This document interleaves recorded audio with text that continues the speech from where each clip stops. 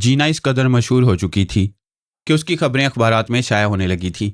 ये खबर भी शाया हुई कि वो दूसरे दिन की फ़्लाइट से गुजरात जा रही है। पहले अहमदाबाद पहुंचेगी, फिर सासानगर और सोमनाथ वगैरह का दौरा करेगी।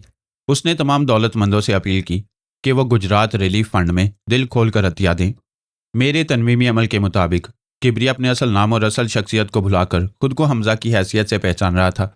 जीना को एक आशिक की हैसियत से नहीं बल्कि एक अकीदतमंद की हैसियत से जान रहा था और दिलो जान से उसकी हिफाजत करना चाहता था।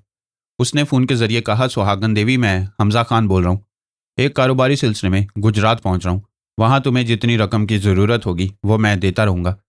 मैं जानती हूँ तुम हाथ नहीं रोकोगे, मुझे ज़रूरत पड़ती रहेगी, तुम देते रहोगे। लेकिन पिछला तजुर्बा बहुत तल्ख रहा है। पुलिस और इंटेलिजेंस वालों ने हम पर शुबा करने की इंतहा कर दी थी। ख्वामख्वाह मुझे भी परेशान किया और तुम भी परेशान होते रहे। दुख सुख परेशानियां आती जाती रहती हैं। ऐसी आजमाइशों से गुजरना ही पड़ता है।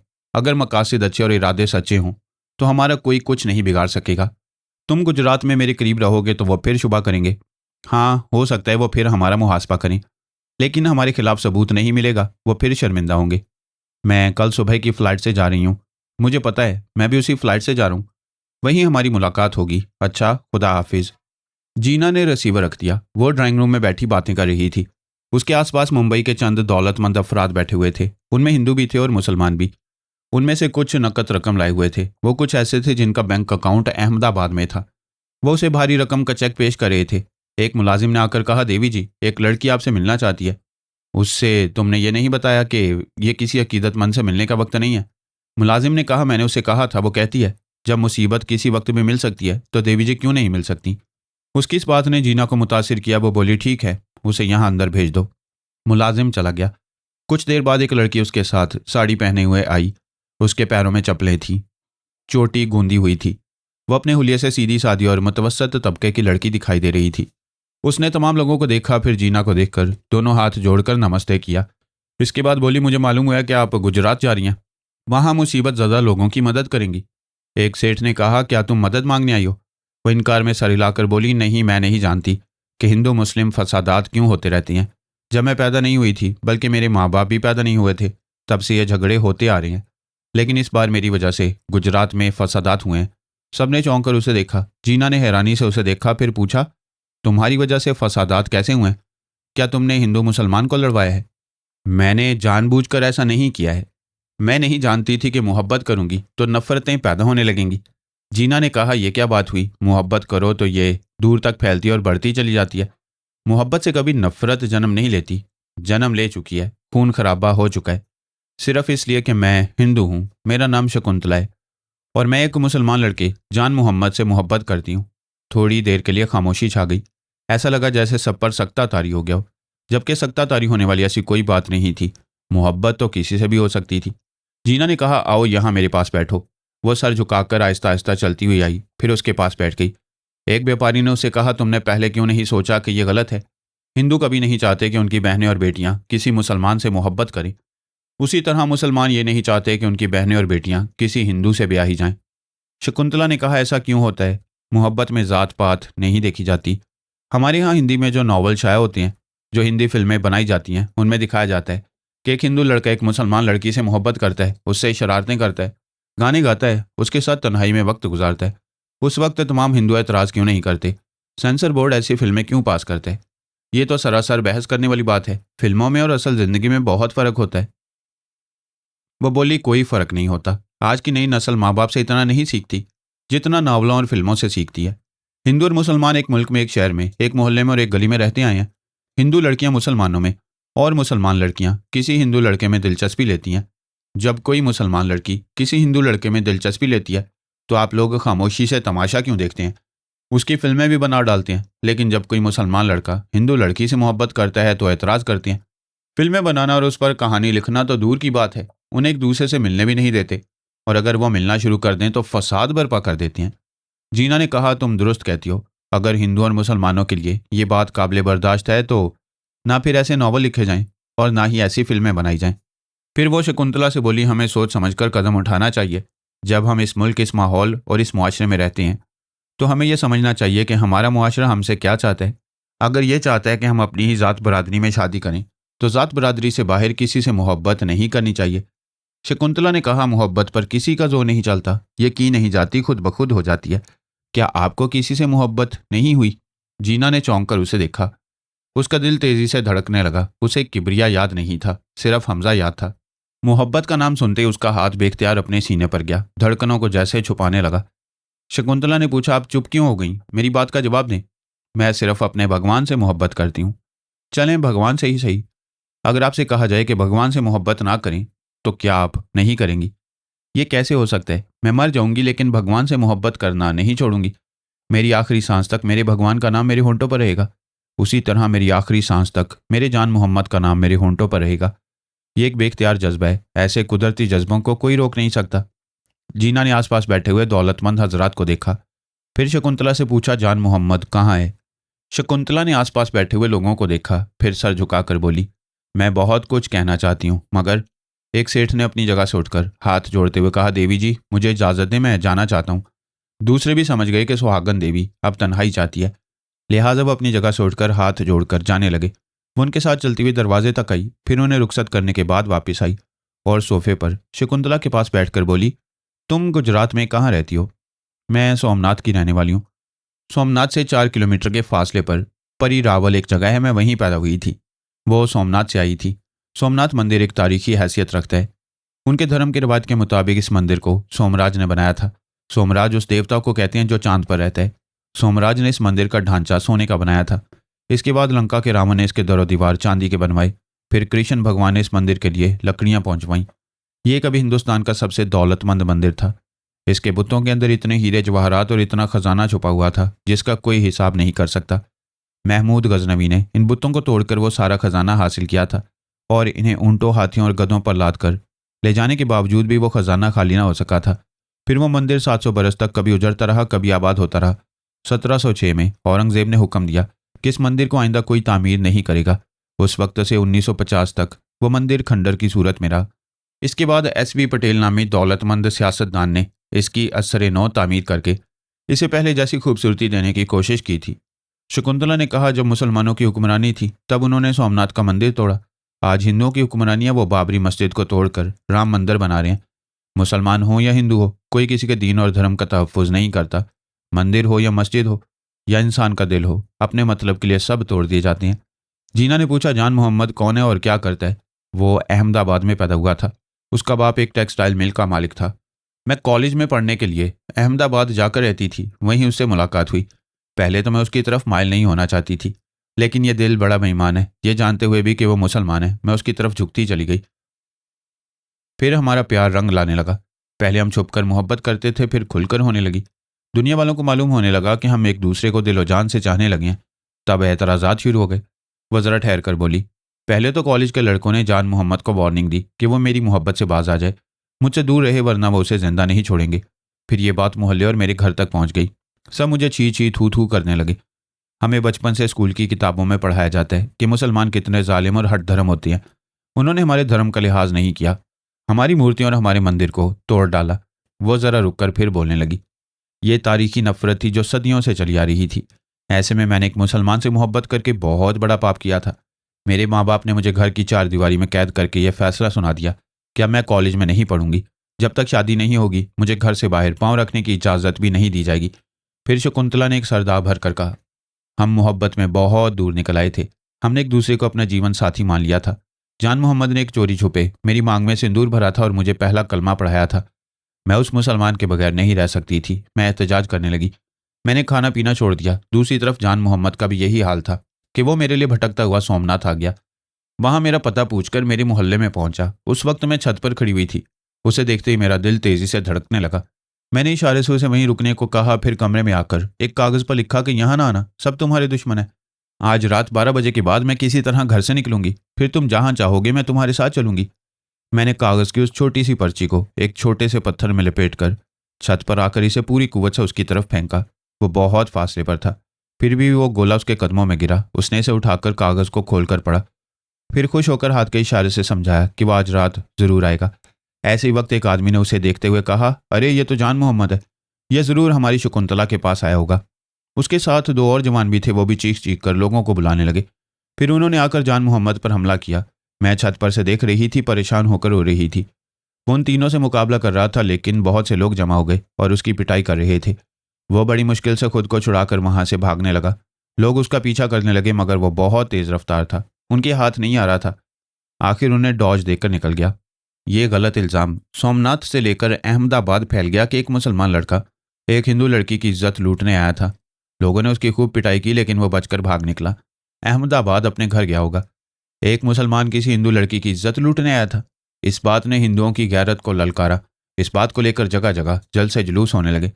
मुसलमानों की दुकानों की तोड़फोड़ होने लगी। गली कूचों में छुरा घोंपने की वारदातें होने लगी। इस तरह फसादात की आग दूर दूर तक फैलती चली गई। बात बहुत बिगड़ गई थी। उस रात जान मोहम्मद वादे के मुताबिक ना आया। एक तो वह बुरी तरह मार खा चुका था, जख्मी होकर गया था। फिर यह कि सोमनाथ से अहमदाबाद तक आग भड़की हुई थी। ऐसे में वो मेरे घर के दरवाजे तक नहीं आ सकता था। मालूम हुआ कि अहमदाबाद में उसके माँ बाप को मार डाला गया है। उसकी टेक्सटाइल मिल में तोड़फोड़ की गई थी। मेरे पिताजी शहर गए थे। वो अपने पैरों पर चलकर ना आ सके, 4 कांधों पर आए। उन्हें किसी मुसलमान ने मारा था। हमारी मोहब्बत लहू में नहा रही थी। पता नहीं कितने मुसलमानों के घर जला दिए गए, कितनी हिंदू औरतें विधवा हो गईं। दोनों तरफ से नुकसानात हो रहे थे। चूंकि पुलिस वाले हिंदुओं का साथ दे रहे थे, इसलिए मुसलमान ज्यादा तादाद में मर रहे थे और उनका ज्यादा नुकसान हो रहा था। रफ्ता रफ्ता फसादात की आग ठंडी पड़ गई। किसी हद तक अमनो अमान कायम हुआ। 2 माह बाद सासानगर में हमारी एक रिश्तेदार की शादी थी। मैं उससे शादी में अपनी माँ और अब बड़े भाई के साथ गई। भगवान से प्रार्थना करती गई कि कहीं जान मोहम्मद से सामना हो जाए, एक बार उसकी सूरत देख लूं। मेरा दिल का चैन और रात की नींद उड़ गई थी। उसकी याद में करवट बदल बदल कर सुबह कर देती थी। शादी की एक रात पहले रत जगा था।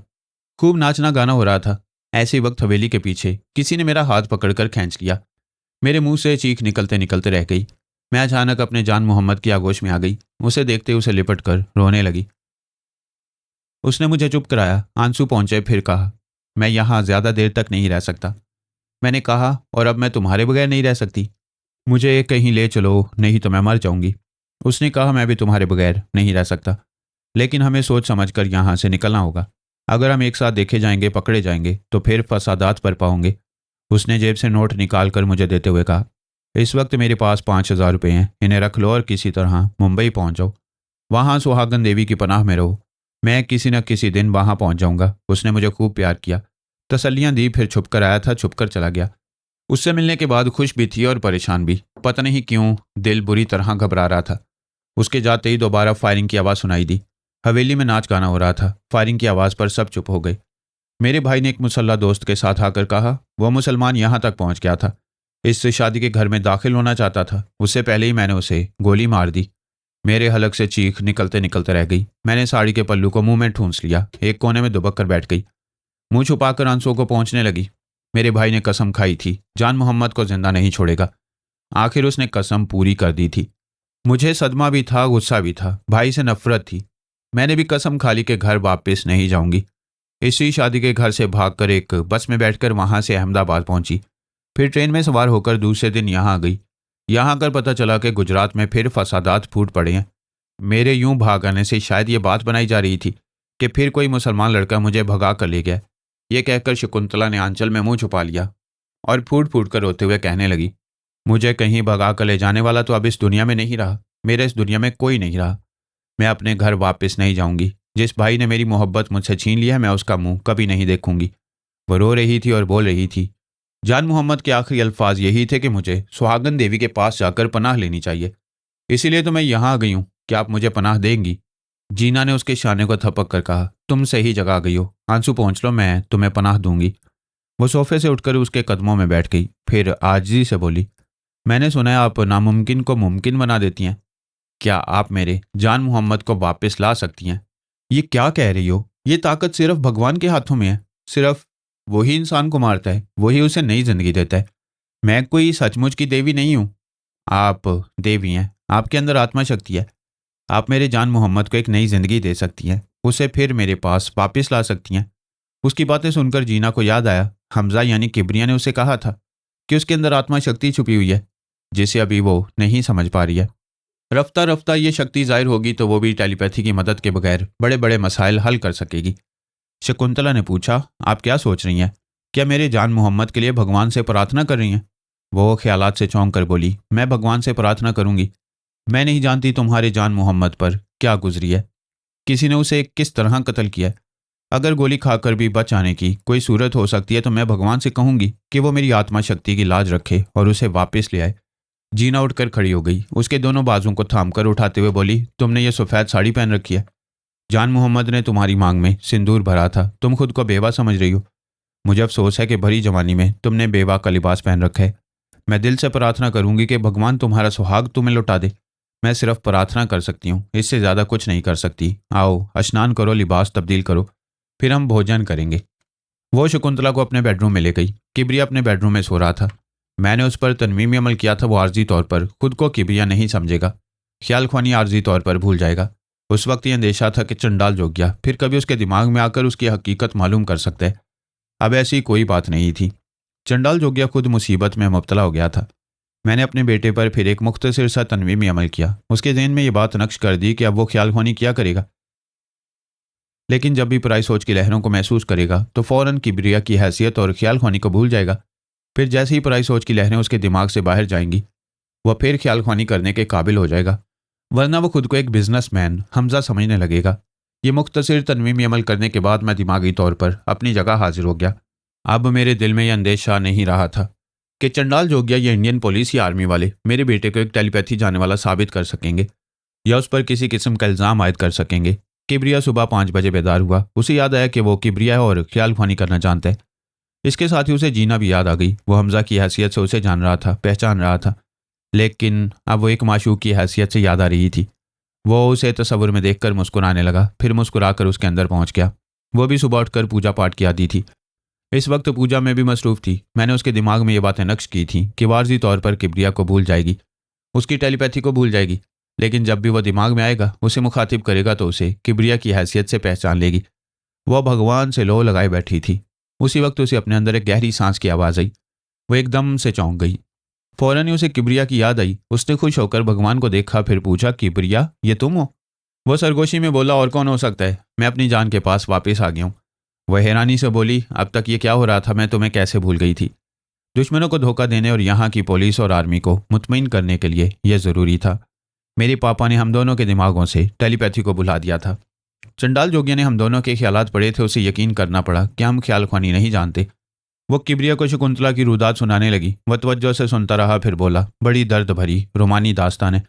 बेचारी ने हिंदू की हैसियत से अपनी मांग भरी, सुहागन बनी, अपने महबूब की खातिर मुसलमान बनकर कलमा तैयबा पढ़ा। मेरी दुआ है कि उसे अपने प्यार की सच्चाई और ईमानदारी का इनाम मिले। काश उसके लिए हम कुछ कर सकते। वो नाश्ता करते करते रुक गई, फिर बोली, किबरिया मेरा दिल घबरा रहा है। किबरिया ने हैरानी से पूछा, अचानक दिल क्यों घबरा रहा है? मैं शकुंतला और जान मोहम्मद का अंजाम देख रही हूँ। मैं भी तो हिंदू, तुम भी तो मुसलमान हो, हमारा अंजाम क्या होगा? वही होगा जो मंजूर खुदा होगा। जब हमारे इश्क व मोहब्बत का भेद खुलेगा, हर तरफ से एतराज़ात किए जाएंगे, तो फिर हम यहाँ नहीं रहेंगे। मैं यहाँ से दूर कहीं तुम्हें ले जाऊँगा। वो इनकार में सर हिलाकर बोली, नहीं, मैं यहाँ पैदा हुई हूँ, मुझे हिंदुस्तान की मिट्टी से प्यार है। इस मिट्टी की खुशबू मुझे दुनिया के किसी हिस्से में नहीं मिलेगी। मैं यहाँ से कहीं नहीं जाऊँगी, कभी नहीं जाऊँगी। ठीक है, तुम यहाँ से कहीं ना जाना, मैं यहाँ भी तुम्हारी हिफाजत कर सकता हूँ। जब कभी हमारी मोहब्बत का भेद खुलेगा तो हम अपने मुखालफिन से निमटने के रास्ते निकाल लेंगे। वो मुतमईन होकर बोली, भगवान के बाद तुम ही मेरी सबसे बड़ी ताकत हो। भगवान मेरे दिल में रहता है, तुम दिमाग में रहते हो। तुम्हारी आवाज़ सुनते ही ऐसा लगता है जैसे मैं मौत से भी लड़ जाऊंगी, मौत को शिकस्त देती रहूंगी और नई जिंदगी हासिल करती रहूंगी। अच्छा, मैं जा रहा हूँ, सफ़र की तैयारी करनी है। फ़्लाइट की रवानगी के लिए 4 घंटे रह गए हैं और हमें 3 घंटे बाद एयरपोर्ट पहुँचना है। किबरिया उसके दिमाग से चला गया। शकुंतला उसके साथ बैठी नाश्ता कर रही थी। उसने कहा, मैं अभी चली जाऊंगी, तुम मेरी गैर मौजूदगी में यहाँ रहोगी। मैंने तमाम मुलाजमों से कह दिया है कि तुम मेरी बहन हो और मेरे साथ यहाँ रहा करोगी। वो बोली, आप मुझ पर मेहरबान हैं, मैं आपकी मेहरबानियाँ कभी नहीं भूलूंगी। बस मेरी एक इल्तिजा है कि आप मेरे जान मोहम्मद के लिए प्रार्थना करें। मेरा दिल कहता है कि वो आपकी आत्मा शक्ति से, आपकी प्रार्थना से मुझे जिंदा सलामत मिलेगा। भगवान करे तुम्हारे यकीन सच साबित हो, वो जल्दी तुम्हें मिल जाए। मैं प्रार्थना करती रहूंगी। वो नाश्ता करने के बाद सफ़र की तैयारियां करने लगी। 2.5 घंटे बाद मुलाजिम ने उसका सफरी बैग ले जाकर गाड़ी में रखा। वो जाने से पहले पूजा के कमरे में आई, फिर भगवान के सामने हाथ जोड़कर खड़ी हो गई, आंखें बंद कर लीं। ऐसे ही वक्त उसे महसूस हुआ जैसे उसका दिमाग रोशन हो गया हो। उसके अंदर ये बात पैदा हो रही थी कि उसे जान मोहम्मद के बारे में मालूमात हासिल करनी चाहिए। ऐसे सिर्फ चंद सेकंड के लिए हुआ था, फिर उसे दिमाग के अंदर रोशनी का एहसास ख़त्म होता हुआ महसूस हुआ। उसने आंखें खोलकर दरवाजे की तरफ देखा। वहां शकुंतला खड़ी हुई थी। फिर वो सर झुकाकर पूजा के कमरे से बाहर आती हुई शकुंतला से बोली, तुम जान मोहम्मद के बारे में और क्या जानती हो? मैं उसे कॉलेज के ज़माने से जानती हूँ। उसके फादर एक टेक्सटाइल मिल के मालिक थे। उन्हें फसादात के दौरान किसी हिंदू ने कत्ल कर दिया था। हम जब भी मिलते थे प्यार और मोहब्बत की बातें करते थे। हमें कभी दूसरी बातें करने का ख्याल नहीं आता था। जीना बाहर आकर गाड़ी की पिछली सीट पर बैठ गई। फिर शकुंतला से बोली, मैं तुमसे फ़ोन पर राब्ता रखूंगी। तुम जान मोहम्मद के बारे में याद करो कि कौन कौन सी अहम बातें जानती हो और मुझे बता सकती हो। ठीक है, मैं अपने दिमाग पर जोर डालकर याद करने की कोशिश करूंगी। जीना वहां से रवाना होकर एयरपोर्ट पहुंच गई। वहां किबरिया उसका इंतजार कर रहा था। वो शर्माते और मुस्कुराते हुए उसके पास आ गई। उसने हाथ बढ़ाकर कहा, मैं तुम्हारा हाथ थाम सकता हूँ। तुम्हें छूने पर एतराज़ नहीं होना चाहिए। उसने सर झुकाकर शर्माते हुए अपना हाथ उसके हाथ में दे दिया। वो दोनों कुर्सियों पर आकर बैठ गए। जीना ने कहा, अभी आने से पहले मैं पूजा घर में गई थी। वहां भगवान के सामने हाथ जोड़कर खड़ी हुई थी। उस वक्त मुझे ऐसा लगा जैसे मेरा दिमाग रोशन हो गया। फिर मेरे दिमाग में बात आई कि मुझे जान मोहम्मद के बारे में मालूमात हासिल करनी चाहिए। इसके बाद मेरे अंदर रोशनी का एहसास खत्म हो गया। किबरिया ने कहा, जनाब आली, असदुल्ला तबरेज़ी ने दुरुस्त कहा था कि तुम्हारे अंदर आत्मा शक्ति छुपी हुई है। वह रफ्ता रफ्ता जाहिर होगी। अब वो जाहिर हो रही है। तुम्हारी रूहानी कुव्वत ने तुमसे कहा कि तुम्हें जान मोहम्मद के बारे में मालूमात हासिल करनी चाहिए। अब तुम इस बात को अहमियत दो और उसके बारे में कुछ ना कुछ मालूम करो। कैसे मालूम करूं? मैंने शकुंतला से उसके बारे में पूछा था। वो भी उसके मुतल्लिक बहुत कम जानती है। जब भी उसे मिलती रही, प्यार मोहब्बत की बातें करती रही। कोई दूसरी बात करने का ख्याल नहीं आया। वो उसके घरेलू हालात भी नहीं जानती। किबरिया सर झुकाकर सोचने लगा। फिर उसने कहा, वो नहीं जानती है, लेकिन हम उसके घर वालों के जरिए जान मोहम्मद के बारे में बहुत कुछ मालूम कर सकते हैं। उसे उसके घर और टेक्सटाइल मिल के फ़ोन नंबर शायद पता होंगे। जीना ने अपने मोबाइल फ़ोन के जरिए अपने घर के फ़ोन पर रब्ता किया। वहाँ घंटी बजती रही। फिर शकुंतला की आवाज़ आई, हेलो, आप कौन हैं? जीना ने कहा, तुम शकुंतला बोल रही हो? जी हाँ देवी जी, मैं बोल रही हूँ। क्या तुम जान मोहम्मद के घर का या टेक्सटाइल मिल का फ़ोन नंबर जानती हो? वो बोली, नहीं देवी जी, मैं उसके घर का नंबर तो नहीं जानती, लेकिन जान मोहम्मद के पास एक मोबाइल फ़ोन था, उसके नंबर जानती हूँ। शकुंतला नंबर बताने लगी। फिर जीना ने फ़ोन बंद कर दिया। किबरिया जीना के अंदर रहकर उनकी बातें सुन रहा था। उसने कहा, अपने मोबाइल फ़ोन से उसके मोबाइल फ़ोन पर रब्ता करो। वो बोली, वो फ़ोन जान मोहम्मद के पास रहता होगा। जब वो जिंदा ही नहीं है तो फ़ोन कौन अटेंड करेगा? यही तो देखना है कि मोबाइल फ़ोन कहाँ है और कौन अटेंड करेगा। उसने वो नंबर पंच किए। फिर फ़ोन को अपने कान से लगाया। दूसरी तरफ बेल की आवाज़ सुनाई दे रही थी। थोड़ी देर बाद एक खातून की आवाज़ सुनाई दी, हेलो, कौन है? जीना ने कहा, मैं जान मोहम्मद की क्लास फेलो हूँ, आप उससे बात करवाएं। वो कुछ परेशान से होकर बोली, वो जिंदा नहीं है, तुम हमसे ज़्यादा जानती हो। वो कहीं मर खप गया है। क्या तुमने उसकी लाश देखी है? नहीं देखी, और ना ही कोई देख सकता था, क्योंकि वो गोली खाने के बाद खाई में गिर पड़ा था। वो बहुत गहरी खाई थी। उसकी तह में कोई नहीं जा सकता। ठीक है, उसकी गहराई में कोई नहीं जा सकता, लेकिन उस गहराई से जान मोहम्मद निकल आया है। तुमसे अपना मोबाइल फ़ोन लेने आ रहा है। वो घबरा कर बोली, ए तुम कौन हो? तुम शकुंतला नहीं हो सकती। मैं ख्वामखा तुमसे बातें कर रही हूँ। उस खातून ने फ़ोन बंद कर दिया। जीना ने अपना फ़ोन बंद करते हुए किबरिया को देखा। फिर पूछा, ये कौन हो सकती है? ये सुनकर परेशान हो गई थी कि जान मोहम्मद जिंदा है। किबरिया ने कहा, ज़रा इंतज़ार करो, मैं इसके चोर ख्यालात पढ़ने जा रहा हूँ। वो उस खातून के अंदर पहुँच गया। उसके ख्यालात पढ़ने लगा। पता चला कि जान मोहम्मद का एक बड़ा भाई है। उसका नाम एहसान मोहम्मद है, और वो एहसान मोहम्मद की बीवी है। उसका नाम जुलेखा है। वह फितरतन डरपोक थी, मौत से डरती थी। चूंकि जीना ने एक मरने वाले को जिंदा कहा था, इसलिए वो खौफजदा हो गई थी। किबरिया ने उसके अंदर ये सोच पैदा की कि वो फ़ोन जान मोहम्मद के पास रहा करता था, फिर उसके पास कैसे आ गया। जुलेखा की सोच ने कहा, कल रात शकुंतला के भाई ने बड़े फ़ख्र से फ़ोन पर इतला दी थी कि हमने जान मोहम्मद को मार डाला है। वो गोली खाकर एक खाई में गिर पड़ा है। अपने दूसरे मुसलमानों से कह दो कि जो हमारी बहू बेटियों को मैली नज़रों से देखेगा, उनसे इश्क फरमाने की कोशिश करेगा, तो वो भी इसी तरह कुत्ते की मौत मारा जाएगा। जुलेखा की सोच कह रही थी कि मेरे शौहर एहसान मोहम्मद ने यह फ़ोन कल रात को सुना था। दूसरी सुबह मैंने जान मोहम्मद का यह मोबाइल फ़ोन अपने शौहर के पास देखा। उससे पूछा कि यह जान मोहम्मद के पास रहा करता था, आपके पास कैसे आ गया? मेरे शौहर ने कहा, जान मोहम्मद इसे घर में भूल कर चला गया था, तुम चाहो तो इसे इस्तेमाल कर सकती हो। जुलेखा की सोच कह रही थी, मुझे मरने वालों की चीज़ों से भी डर लगता है। मैंने इस फ़ोन को हाथ भी नहीं लगाया, यह यहीं पड़ा रहता है। अभी इसकी घंटी बज रही थी, कोई अटेंड करने वाला नहीं था, इसलिए मैंने मजबूर होकर इसे हाथ लगाया था। किबरिया ने दिमागी तौर पर हाजिर होकर जीना को देखा। वो बोली, क्या हुआ, कुछ मालूमात हासिल हो रही हैं? हाँ, कुछ कुछ मालूम होने वाला है, और अभी बहुत कुछ मालूम होने वाला है। इसी चक्कर को तो समझना है। जान मोहम्मद कल रात शादी वाले घर में शकुंतला से मिलने आया। क्या उस वक्त उसके पास वो मोबाइल फ़ोन नहीं था? मैं नहीं जानती। मैंने ये बात शकुंतला से नहीं पूछी। क्या अभी पूछ लूं? नहीं, मैं उसके ख्यालात पढ़कर मालूम करता हूँ। किबरिया ने शकुंतला के अंदर पहुंचकर उसके ख्यालात पढ़े। उसके अंदर यह सवाल पैदा किया, क्या कल रात जब जान मोहम्मद मुझसे मिलने आया था तो उसके पास मोबाइल फ़ोन था? शकुंतला ने कहा, हाँ, मैंने उसके हाथ में उसका अपना फ़ोन देखा था। किबरिया ने दिमागी तौर पर वापस आकर जीना से कहा, जिस वक्त जान मोहम्मद को कत्ल किया गया उस वक्त वो मोबाइल फ़ोन उसके पास था। इस मोबाइल फ़ोन को उसके साथ ही किसी गहरी खाई में पहुंचना चाहिए था, लेकिन वो फ़ोन उसके बड़े भाई के हाथ कैसे लग गया? ये तो तुम उसके ख्यालात पढ़कर मालूम कर सकते हो। हाँ, जुलेखा की सोच ने बताया कि उसका शौहर एहसान मोहम्मद बाथरूम में है। अभी गुसल करके कमरे में आने वाला है। अभी यहाँ से उठो, फ्लाइट की रवानगी का वक्त होने वाला है। उन्होंने वहाँ से उठकर काउंटर के पास आकर अपने बोर्डिंग कार्ड्स लिए। किबरिया ने उसका सफरी बैग उठाया, फिर वो दोनों चेकिंग के मरहले से गुजरते हुए जहाज़ में सवार हो गए। वहाँ अपनी अपनी सीट पर बैठते वक्त जीना ने कहा, मैं पहली बार हवाई जहाज़ में सफ़र कर रही हूँ। किबरिया ने मुस्कुराते हुए कहा, अब तक ज़मीन पर से आसमान को देखती रही, आज आसमान से ज़मीन को देखोगी। वो बड़ी मोहब्बत से और अकीदत से किबरिया का हाथ थामकर बोली, यह सब तुम्हारी बदौलत है। तुमने मुझे ज़मीन से उठाकर आसमान की बुलंदियों पर पहुंचा दिया है। इससे पहले कि तुम मेरी और ज़्यादा तारीफ़ें करो, मुझे ख्याल ख्वानी शुरू कर देनी चाहिए। वो गुसल से फारिग होकर कमरे में आ गया होगा।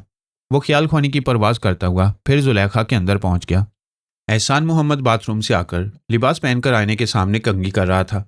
जुलेखा कह रही थी, अभी शकुंतला का फ़ोन आया था। एहसान ने चौंक कर बीवी को देखा, फिर पूछा, वो क्या कह रही थी? पता नहीं वो शकुंतला थी या कोई और थी। कह रही थी कि जान मोहम्मद जिंदा है और उसे मुर्दा ना कहा जाए। वो परेशान होकर बोला, क्या तुमने सीआईएल में नंबर देखा था? वो कहाँ से फ़ोन कर रही थी? मैंने नंबर नहीं देखा, आप देख लें। वह फ़ौरन ही फ़ोन के पास आकर इसे उठाकर चेक करने लगा। सीएलआई में जीना के मोबाइल फ़ोन का नंबर पढ़ा जा रहा था। किबरिया ने जीना से फ़ोन लेकर इसे ऑफ कर दिया। जीना ने पूछा, इसे बंद क्यों कर दिया? वो तुम्हें शकुंतला समझकर बातें करना चाहता है। मैं उसकी खोपड़ी में जाकर उसकी बातें सुन रहा हूँ। वो एहसान मोहम्मद के अंदर पहुंच गया। उसके ख्यालात पड़ने लगा। वो खून के रिश्ते से जान मोहम्मद का सगा भाई था, मगर दुश्मन था। वो अपने बाप का भी दुश्मन था, नालायक औलाद कहलाता था। बाप ने उसे अच्छी तालीम दिलाने की कोशिश की थी, लेकिन वो 8 जमातों से ज़्यादा नहीं पढ़ पाया। इसके बरक्स जान मोहम्मद बीकॉम पास करने वाला था। बाप गुस्से में कहा करता था कि इस नालायक को मैं अपनी टेक्सटाइल मिल में से हिस्सा नहीं दूंगा। मेरा तमाम कारोबार जान मोहम्मद संभालेगा, ये हमारा मोहताज बनकर रहेगा। इसे खाने पीने और अय्याशी करने के सिवा कुछ नहीं आता है। बाप ने उसे राह रास्त पर लाने के लिए जुलेखा से उसकी शादी की थी, लेकिन शादी के बाद भी वो बेराह रवि से बाज नहीं आया। पिछले दिनों बाप ने उसे सख्ती से कहा था कि अब भी अगर वो ना संभला तो उसे धक्के देकर घर से बाहर निकाल देगा, आग कर देगा, अपनी जायदाद में से एक तिनका भी नहीं देगा। तब एहसान मोहम्मद ने फैसला कर लिया कि वो बाप का और भाई का एहसान नहीं लेगा। अगर बाप रास्ते से हट जाएगा, अल्लाह को प्यारा हो जाएगा, तो फिर उसे आग करने वाला कोई नहीं रहेगा। वो तमाम दौलत और जायदाद में से आधे का हिस्सेदार हो जाएगा। उन्हीं दिनों शकुंतला और जान मोहम्मद के इश्क का चर्चा होने लगा। दीन और धर्म के हवाले से गम और गुस्सा की आग भड़कने लगी। फसादात होने लगे। शकुंतला का बड़ा भाई धीरज अपने इलाके में बहुत बदनाम था, मुनशियात का धंधा करता था। फसादात के दौरान में लूट मार के जरिए उसे माल कमाने का अच्छा मौका मिल गया। उसने एहसान मोहम्मद से कहा, अपने भाई को गुजरात से कहीं दूर भेज दो, नहीं तो वो मेरे हाथों मारा जाएगा।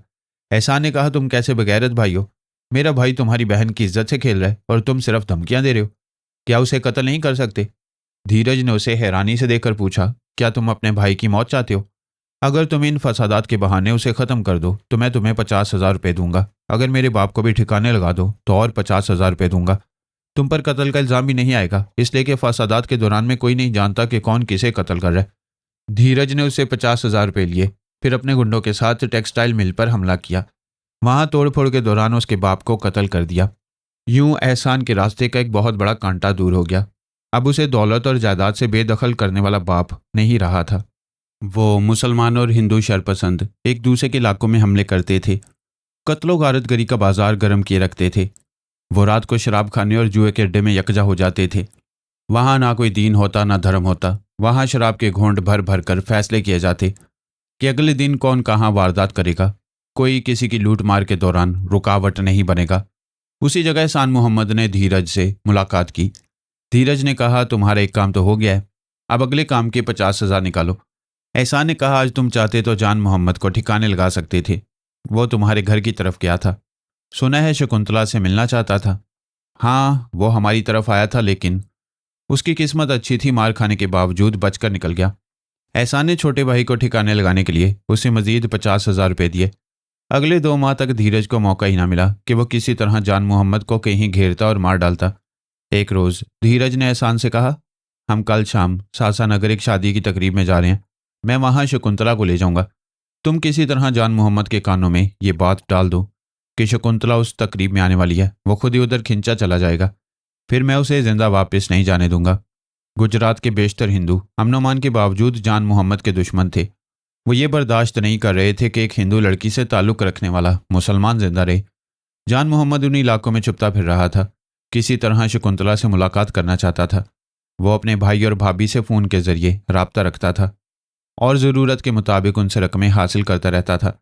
एहसान ने फ़ोन के जरिए जान मोहम्मद से कहा, तुम शकुंतला के लिए मारे मारे फिर रहे हो, उसे अपने साथ लिए बगैर इस इलाके से नहीं जाओगे। मैं तुम्हें बता रहा हूँ, आज सासानगर की लाल हवेली में शादी की तकरीब है। शकुंतला अपने भाई और माँ के साथ वहाँ जाने वाली है। तुम चाहो तो उससे मुलाकात करो, यहाँ से दूर कहीं चले जाओ। जब मामला ठंडा हो जाए और तुम्हारे खिलाफ नफरतें ख़त्म हो जाएंगी तो मैं तुम्हें वापस बुला लूँगा। एहसान मोहम्मद और धीरज उसकी ताक में थे, लाल हवेली के बाहर उसका इंतजार कर रहे थे। जब वो शकुंतला से मिलने के बाद जा रहा था, उस हवेली से दूर एक जगह उन्होंने उसे घेर लिया। रात की तारीकी थी, इसके बावजूद जान मोहम्मद ने शकुंतला के भाई धीरज को पहचान लिया। फिर अपने भाई एहसान मोहम्मद को देखते हुए बोला, भाईजान आप और यहाँ? एहसान ने कहा, हाँ, ये जो हिंदू मुस्लिम फसादात हो रहे हैं मैं उन्हें ख़त्म कर देना चाहता हूँ। इसके लिए लाजमी है कि तुम्हारा खात्मा हो जाए। धीरज ने उसे शूट करने के लिए अपनी गन सीधी की। वो फौरन ही वहाँ से भागने लगा। ऐसे में उसका मोबाइल ज़मीन पर गिर पड़ा। धीरज ने निशाना लेकर गोली चलाई। चूंकि वो मुतहरिक था इसलिए गोली उसके पाँव पर लगी। वो लड़खड़ा कर गिरा, फिर लुढ़कता चला गया। एहसान ने उसका मोबाइल फ़ोन उठा लिया। फिर वो दोनों उसके पीछे दौड़ते हुए गए। तारीकी में करीब जाकर एक दूसरे को किसी हद तक देखा जा सकता था।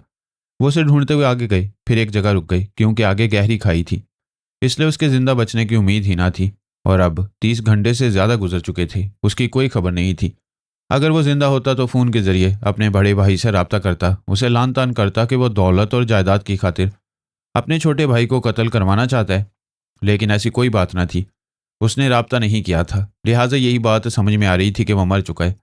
उसकी लाश कई सौ फुट गहरी खाई में पड़ी होगी। किबरिया ने किसी हद तक एहसान मोहम्मद के ख्यालात पड़े। अब ऐसे खबीस भाई के साथ क्या सलूक करना चाहिए, ये बाद में तय किया जा सकता था। वह दिमागी तौर पर हाजिर हो गया। जहाज़ हज़ारों फुट की बुलंदी पर परवाज कर रहा था। जीना उसके शाने पर सर टेके सो रही थी। ऐसे ही वक्त उसने नींद की हालत में महसूस किया कि उसका दिमाग फिर रोशन हो गया। वो जैसे ख्वाब में देखने लगी कि एक नौजवान की टांग में गोली लगी है। वह नशेब की तरफ लुढ़कता हुआ गया है, लेकिन गहरी खाई में गिरने से पहले एक गड्ढे में गिर गया था और वहीं तड़प कर रह गया था। उसके 2 कातिल उसे तलाश करते फिर रहे थे, लेकिन वो उन्हें नजर नहीं आ रहा था। फिर जीना ने देखा कि वह एक कमरे में साफ सुथरे बिस्तर पर लेटा हुआ है और उसकी टांग पर पट्टी बंधी हुई है। इस मंजर के साथ ही दिमागी रोशनी आहिस्ता आहिस्ता बुझने लगी। उसकी आंख खुल गई। वो सोचने लगी कि वो कहाँ है। फिर उसे जहाज़ का अंदरूनी हिस्सा दिखाई दिया। फिर अपना सर एक शाने पर नजर आया। उसे याद आने लगा कि वो किबरिया के शाने से सर टेक कर सो गई थी। उसने सर हटाकर उसे देखा। उससे नजरें मिलाई तो वह मुस्कुरा रहा था। उसने कहा, नींद आ रही है तो सो जाओ, बाद में बातें होंगी। उसने कहा, नहीं, मैं बहुत बेचैन हूँ, अभी नींद की हालत में मेरा दिमाग रोशन हो गया था, फिर मुझे आगे ही मिली थी।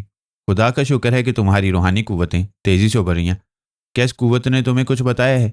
उसने इस बात में सर हिलाया, फिर कहा, मैंने ख्वाब की सूरत में एक नौजवान को देखा। 2 कातिलों ने उसकी टांग पर गोली मारी थी। वो लुढ़कता हुआ किसी खाई की तरफ गया था। वो कातिल उसे तलाश कर रहे थे, लेकिन वो नजर नहीं आ रहा था, जबकि वो खाई की गहराई में नहीं गया, किसी गड्ढे में गिर पड़ा था। फिर मैंने दूसरा मंजर देखा कि वह एक कमरे में साफ सुथरे बिस्तर पर पड़ा हुआ है। उसकी एक जख्मी टांग पर पट्टी बंधी हुई है। इसके बाद मेरी आंख खुल गई। किबरिया ने कहा, गॉड, कितनी सच्ची आ गई है। जान मोहम्मद के साथ यही हुआ है। उसकी टांग पर गोली मारी गई थी, वो खाई की तरफ चला गया था। अब तुम्हारी आगही से ये यकीन हो गया कि वो जिंदा है। वो खुश होकर बोली, ये शकुंतला के लिए बहुत बड़ी खुशखबरी होगी। क्या मैं उसे फ़ोन पर यह खबर सुनाऊं?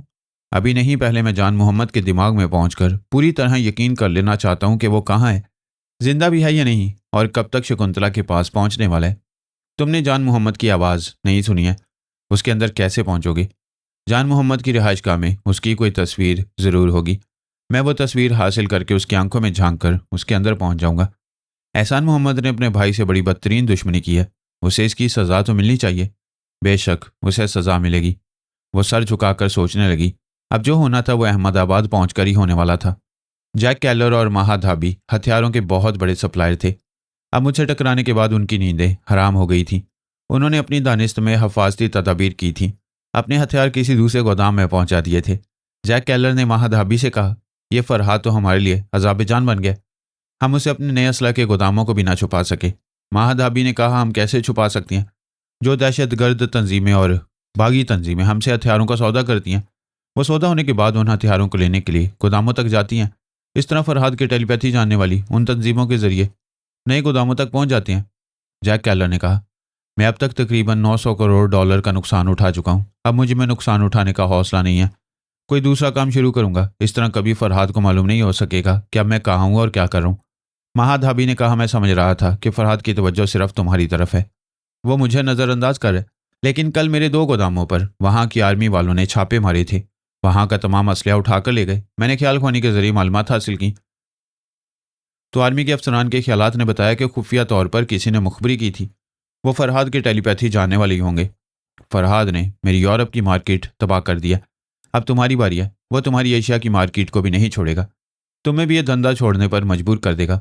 महाधाबी ने कहा, हमने मुश्तरका सरमाए से इटली में एक असला फैक्ट्री कायम किया। वहाँ जदीद तरीन हथियार तैयार किए जाएंगे। क्या हम फरहाद से और उसके ख्याल ख्वानी करने वालों से उस फैक्ट्री को छुपा सकेंगे? मुझे यही फिक्र सता रही है।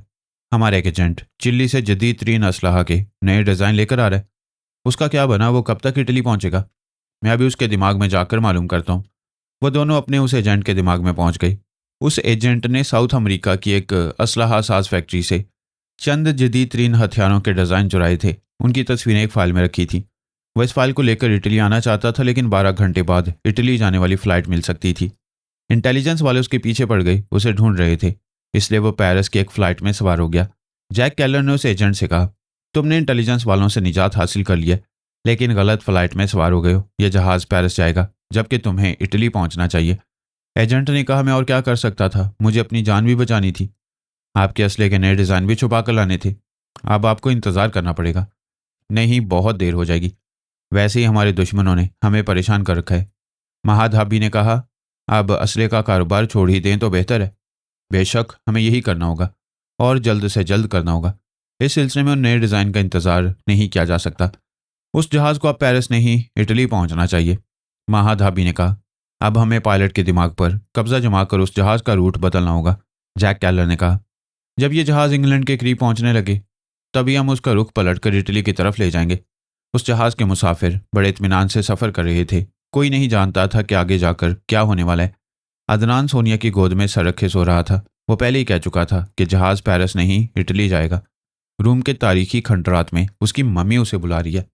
वो दोनों इटली में एक असला साज फैक्ट्री कायम करने वाले थे, लेकिन हम मुझसे दहशतज़दा होकर उस फैक्ट्री को भी एक ताजिर के हाथों फ़रोख्त करने पर तैयार हो चुके थे।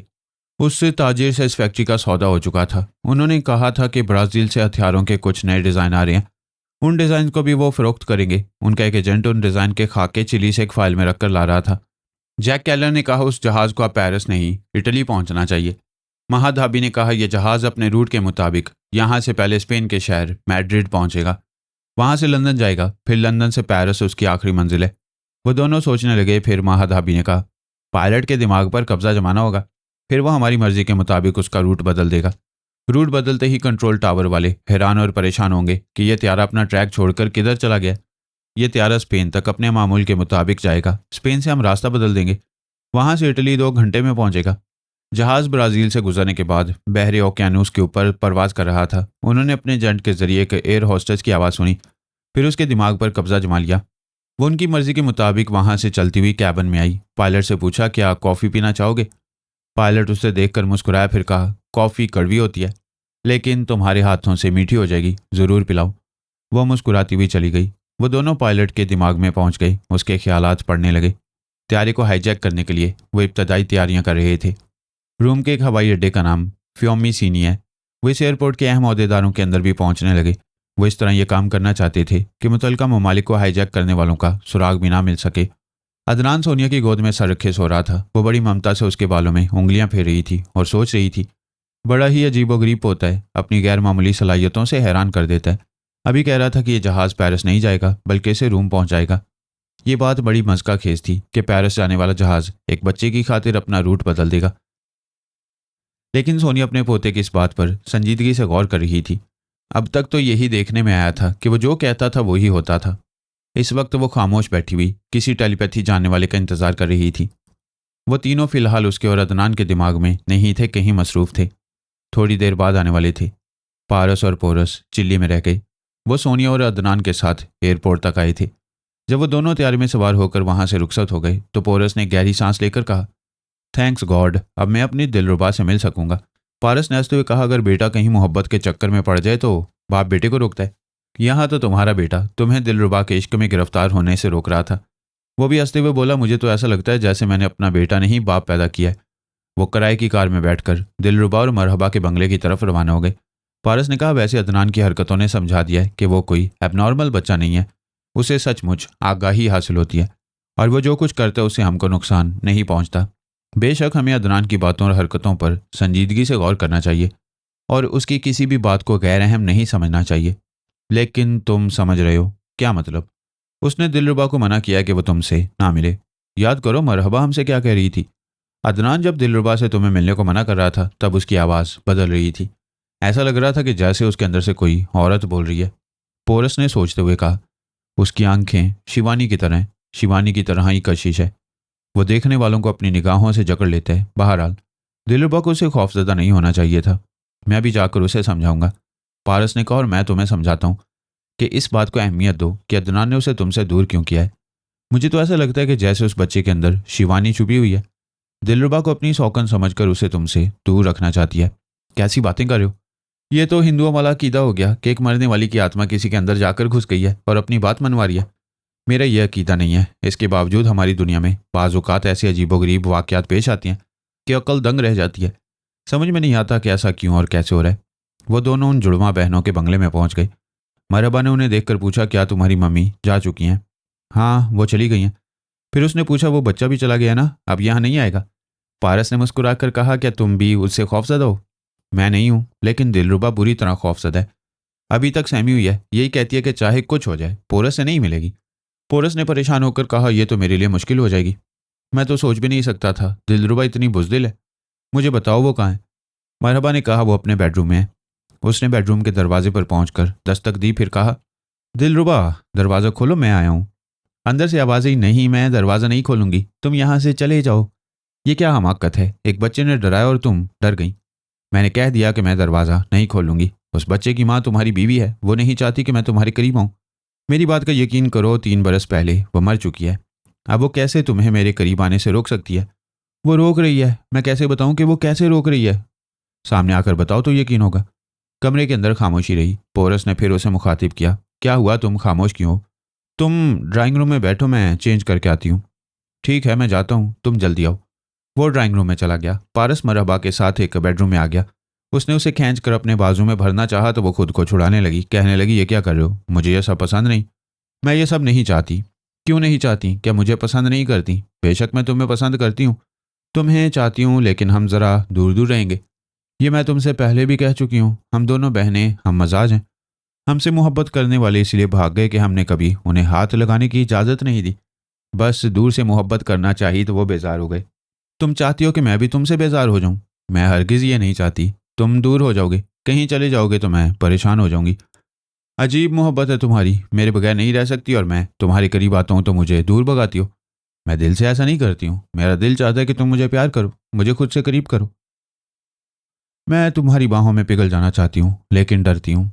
मैं कभी ऐसा नहीं होने दूंगी। ताज्जुब है किस बात से डरती हो? मैं तुम्हें क्या बताऊं? अगर मैं तुम्हें छूने की इजाज़त दूंगी तो मुझे पकड़ लोगे।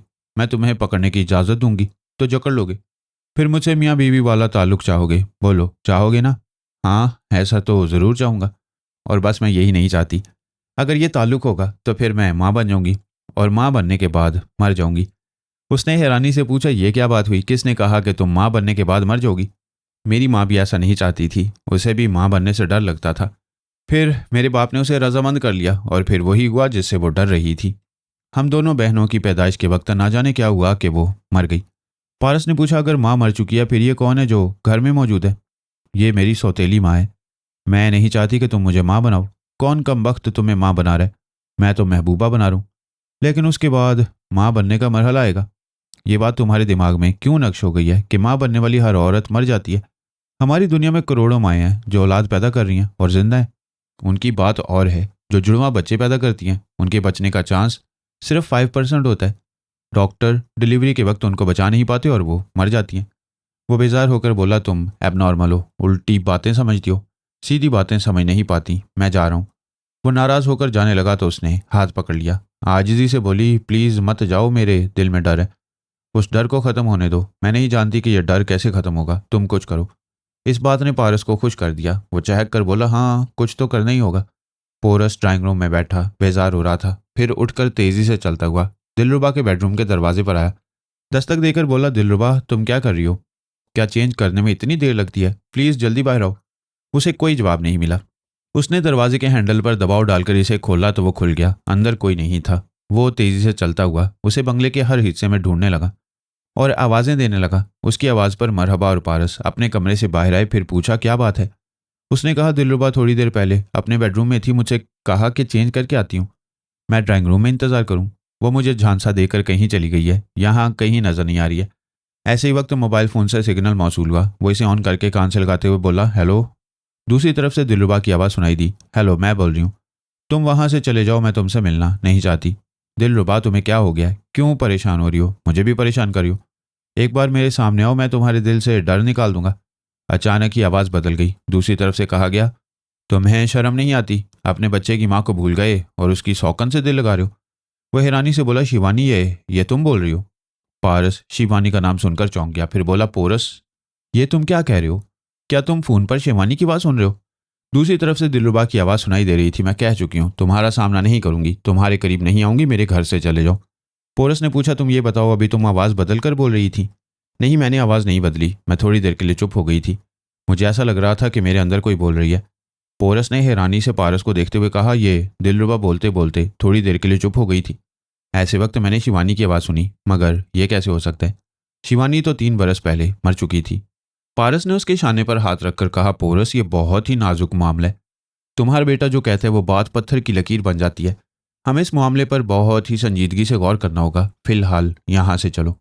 उसने पोरस से फ़ोन लेकर कान से लगाते हुए कहा, दिलरुबा मैं पोरस को यहाँ से ले जा रहा हूँ, तुम कहीं मत भटको, वापस घर आ जाओ। ये कहकर उसने फ़ोन बंद कर दिया। पोरस हैरान और परेशान था। उसने अभी अभी शिवानी की आवाज़ सुनी थी जो 3 बरस पहले मर चुकी थी। त्यारा अपनी मंजिल की तरफ महवे परवास था। सोनिया खामोश बैठी हुई थी। ऐसे ही वक्त उसे आला बीबी की आवाज़ सुनाई दी, हाय मामा, मुझे आने में देर हो गई। चलो आ तो गई।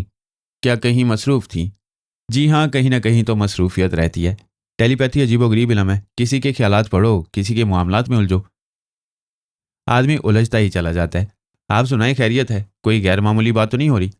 अभी तो नहीं हो रही, शायद होने वाली है। वाकई? आप ऐसा क्यों समझ रही हैं? क्या वहाँ ऐसे आसार पैदा हो रहे हैं? हमारा पोता ऐसे आसार पैदा करता रहता है, दूसरों की नींदें उड़ाकर खुद सोता रहता है। मुझसे कह रहा था कि वो इटली के शहर रूम जाना चाहता है, लिहाजा जहाज़ पेरिस नहीं जाएगा बल्कि इसे रूम के एयरपोर्ट पहुंचाएगा। आला बीबी ने कहा, उसकी बात पर संजीदगी से गौर करना होगा।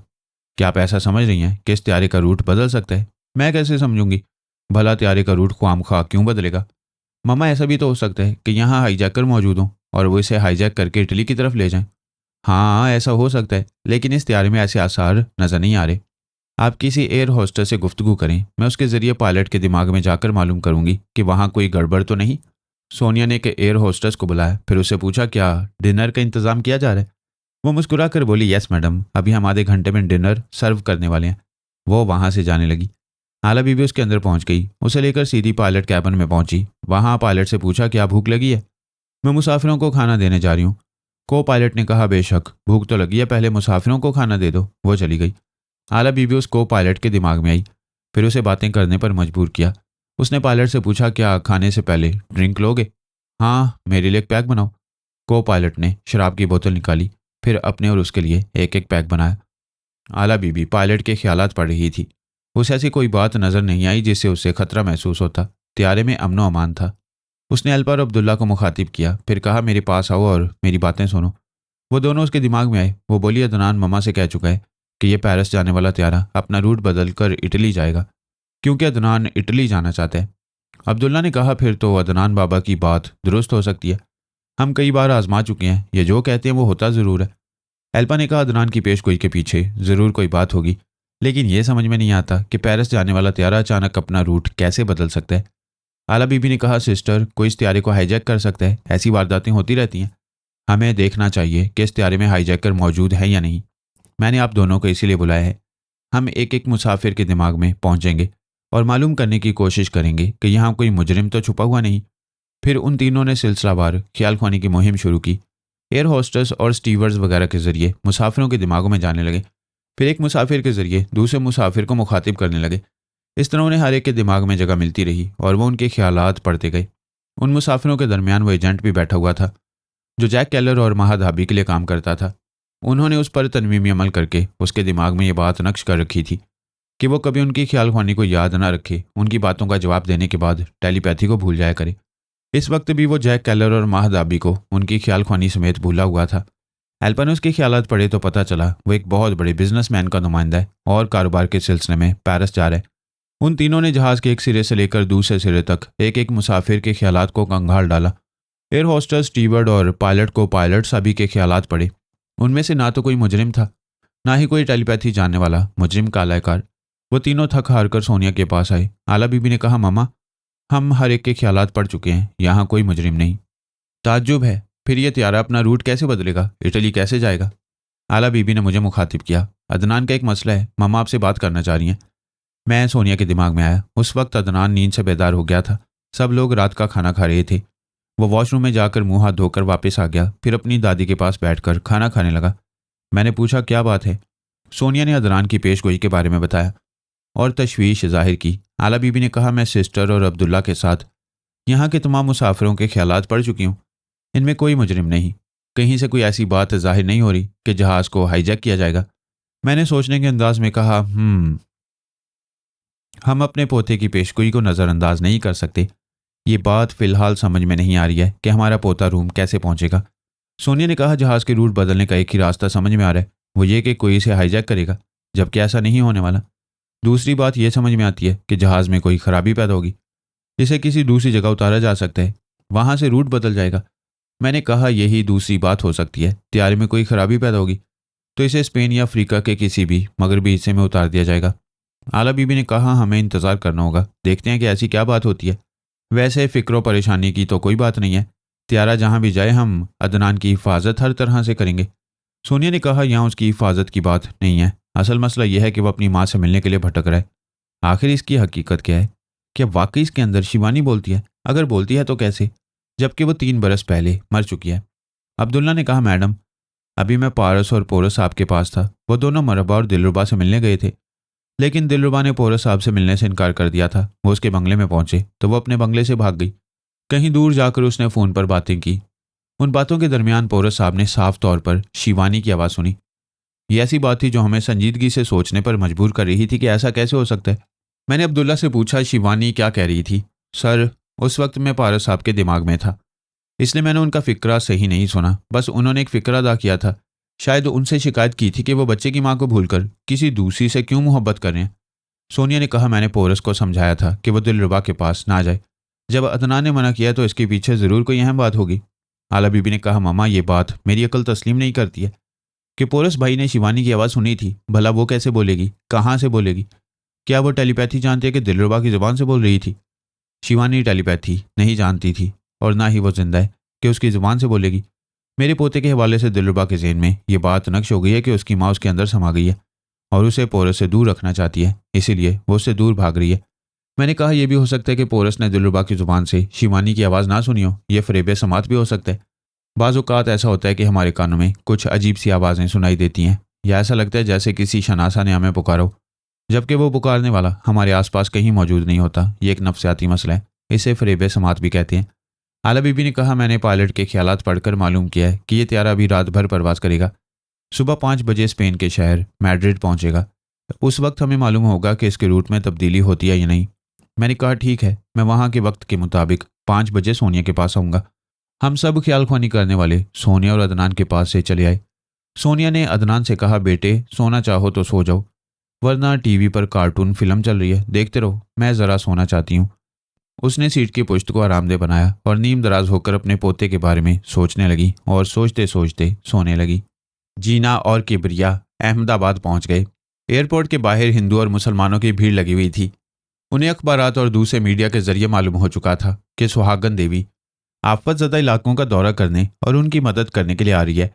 गुजरात में हिंदू मुस्लिम फसादात दोबारा हो चुके थे। ये फसादात बड़े पैमाने पर हुए थे। हिंदू अगर बड़ी तादाद में मारे गए थे तो हलाक होने वाले मुसलमानों की तादाद भी हजारों तक पहुंच चुकी थी। उनके घरों को जलाया गया था, दुकानें लूट ली गई थीं, कारोबार तबाह कर दिए गए। हिंदुओं का ख्याल था कि सुहागन देवी उनकी अपनी है, इसलिए वो उनकी मदद ज्यादा करेगी। मुसलमानों ने सुन रखा था कि सुहागन देवी मुतअस्सिब नहीं है, हिंदुओं मुसलमानों सिखों और ईसाइयों को एक नज़र से देखती है, लिहाजा वो भी उसके इस्तकबाल के लिए एयरपोर्ट आए हुए थे। हुक्मरानों और सियासी लीडरों की कोशिशों से अमन अमान कायम हो गया था। हिंदू और मुसलमानों के लीडरों ने आपस में यह तय किया था कि बड़ी मोहब्बत और अकीदत से सुहागन देवी का इस्तकबाल किया जाएगा। इस सिलसिले में वो अपने दरमियान इख्तलाफात पैदा नहीं होने देंगे। उन्होंने ये तय किया था कि हिंदू पहले अपने साथ सुहागन देवी को ले जाएंगे। देवी उनके साथ चंद घंटे गुजारने के बाद मुसलमानों के इलाके में जाएगी। वो लोग एक बड़े जुलूस की सूरत में उसे अपने इलाके में ले गए। किबरिया भी उनके साथ था। वहां एक बहुत बड़े जलसे का एहतमाम किया गया। हिंदू औरतें और मर्द हजारों की तादाद में मौजूद थे। सुहागन देवी की जय जयकार कर रहे थे। उसे बिठाने के लिए एक बहुत ही ऊंचा सा स्टेज बनाया गया। वहां माइक और स्पीकर का खासा इंतजाम था ताकि लोग उसकी आवाज़ दूर दूर तक सुन सकें। जीना को फूलों के हार पहनाए जा रहे थे। सभी उसके सामने हाथ जोड़ रहे थे, सर झुका रहे थे। बड़े बड़े लीडर और मंदिरों के पंडित स्टेज पर आकर मुख्तसर तकरीरें करके उसकी शान में तारीफी फिक्रे अदा करते हुए कह रहे थे कि सुहागन देवी बहुत दयालु हैं, मुसीबत ज़दा और मोहताज लोगों के लिए प्रार्थना भी करती हैं और रुपए पैसे से उनकी मदद भी करती हैं। हम बड़े भागवान हैं कि ये मुंबई से चलकर हमारे पास आई हैं और हमारी भरपूर सहायता करने वाली हैं। तमाम औरतें, बच्चे, बूढ़े सभी तालियां बजा रहे थे, सुहागन देवी की जय कह रहे थे। फिर किबरिया ने माइक के पास आकर कहा, इससे पहले कि सुहागन देवी आपके सामने आकर कुछ कहना चाहें, मैं आपको बता दूं कि मेरा नाम हमजा खान है। मैं मुसलमान हूं, लेकिन देवी जी का अकीदतमंद हूं। इनके साथ दिन रात एक चलते फिरते बैंक की तरह रहता हूं। जब भी किसी मजबूर और मोहताज के लिए इन्हें रकम की ज़रूरत होती है तो मैं इनके सामने पेश कर देता हूँ। लोग ये सुनकर तालियां बजाने लगे। उसने कहा, वैसे मैं तन्हा इनकी माली इमदाद नहीं करता हूँ। मेरे अलावा मुंबई के बड़े बड़े कारोबारी हजरात भी आपके दुख सुख में शरीक हैं। उन्होंने भी आपके लिए बड़ी बड़ी रकमें भेजी हैं। आप में से जो मुस्तक अफराद होंगे उन्हें यह रकम पेश की जाएगी। तमाम हाजरीन खुश हो रहे थे और तालियां बजा रहे थे। जीना कुछ कहने के लिए माइक के पास आई तो सब उसकी जय जयकार करने लगे। उसने दोनों हाथ जोड़कर तमाम हाजरीन को नमस्ते कहा। सबने हाथ जोड़कर अपने सर झुका दिए। खामोशी छा गई। वो कहने लगी, मेरी बहनों और भाइयों, मैं आपकी बड़ी आभारी हूँ कि आप मुझे इतना मान दे रहे हैं। मैं देवी नहीं हूँ, लेकिन आप मुझे देवी का मान मर्तबा दे रहे हैं। भगवान ने मुझे कुछ शक्ति दी है। मैं उससे शक्ति के जरिए आपके काम आती रहती हूँ। मुझे यह देखकर दुख होता है कि आप मुसलमानों से नफरत करते हैं और मुसलमान आपसे नफरत करते हैं। ऐसा क्यों होता है? हम पहले हिंदू क्यों हैं, मुसलमान क्यों हैं, पहले इंसान क्यों नहीं है? हमारे पास वही दो हाथ हैं, दो पाँव हैं, वही जिस्म है और जिस्म में वही जान है। सीने में वही एक दिल है जो मुसलमानों के पास है। फिर वो हमारा और हम उनका दिल क्यों तोड़ते हैं? क्यों किसी की जान लेते हैं? क्या किसी की जान लेने से हमें 2 रोटियां ज़्यादा मिल जाती हैं या दुनिया जहां की दौलत मिल जाती है? अगर हम इंसानियत से गिर जाते हैं और जानवर बन जाते हैं तो फिर हम ऐसा क्यों करते हैं? मैं चाहती हूँ यहाँ आइंदा कभी हिंदू मुस्लिम झगड़ा ना हो। इस सिलसिले में अगर आप मुझसे कुछ कहना चाहें तो मैं ज़रूर सुनूंगी और अपने जवाब से मुतमईन करने की कोशिश करूंगी। स्टेज पर बैठे हुए एक लीडर ने कहा, देवी जी, शायद आप नहीं जानती कि यह झगड़ा कैसे शुरू हुआ। मुसलमानों ने पहल की थी, हमारी गैरत को ललकारा था, हमारे धर्म की एक लड़की की इज्जत से खिलवाड़ किया था। क्या हम ये बर्दाश्त कर सकते थे? किबरिया उस शख्स के ख्यालात पढ़ने लगा। जीना ने कहा, मैं इस बारे में बहुत कुछ जानती हूँ, उस लड़की को भी जानती हूँ। आप ये बताएं कि वो लड़की क्या उस लड़के से राजी नहीं थी? बेशक राजी थी। जब 2 दिल आपस में मिलते हैं और 2 मोहब्बत करने वाले एक दूसरे को पसंद करते हैं, एक दूसरे के साथ जिंदगी गुजारना चाहते हैं, तो फिर ये जायज़ और कानूनी बात है। एक शख्स ने कहा, वो लड़की राजी नहीं थी, उससे ज़बरदस्ती की गई थी, उसे बहकाया गया था। उसने किबरिया की मर्जी के मुताबिक कहा, मैं अंदर की बातें जान लेती हूँ, शायद इसलिए मुझे देवी कहा जाता है। मैं अभी तुम्हारे अंदर की भी बातें बता सकती हूँ। क्या मैं तुम्हारा राज सबके सामने खोल दूँ? वो ज़रा परेशान हुआ, ज़रा हिचकिचाया, फिर ढीठ बनकर बोला, मेरा क्या राज हो सकता है? आप क्या कहना चाहती हैं? क्या मैं कोई गलत धंधा करता हूँ? तुम अगर कहोगे तो मैं वो राज उगल दूंगी, फिर मैं इसे सच भी साबित कर दूंगी। फिर जीना ने तमाम हाजरीन को मुखातिब करते हुए कहा, मैं सिर्फ इस सियासतदान लीडर की बात नहीं कर रही हूँ।